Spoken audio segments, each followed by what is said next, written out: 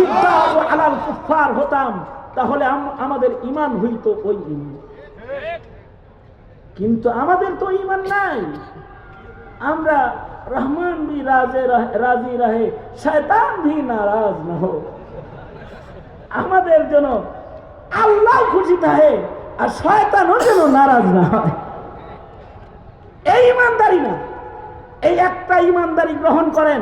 মনে রাখবেন, বাতিলের সাথে আপোষ করে কোনো লাভ নেই।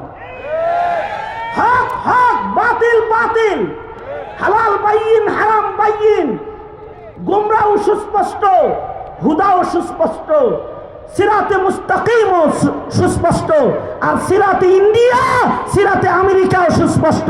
ঠিক কিনা? জোরে আওয়াজ করে বলেন। সুতরাং আশিদ্দাউ আলাল কুফফারের উপরে থাকতে হবে। কারণ তন্ত্র মন্ত্র অনেক দেখেছি, আর নরম হওয়ার সুযোগ নাই। তন্ত্র মন্ত্রের দিন শেষ।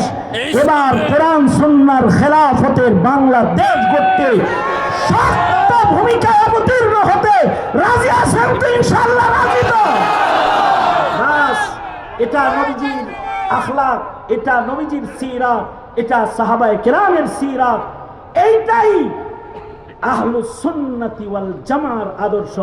আল্লাহ আমাদের তৌফিক দান করেন। আমিন সুম্মা আমিন। ওয়া আখিরু দাওয়ানা আনিল হামদুলিল্লাহি রাব্বিল আলামিন।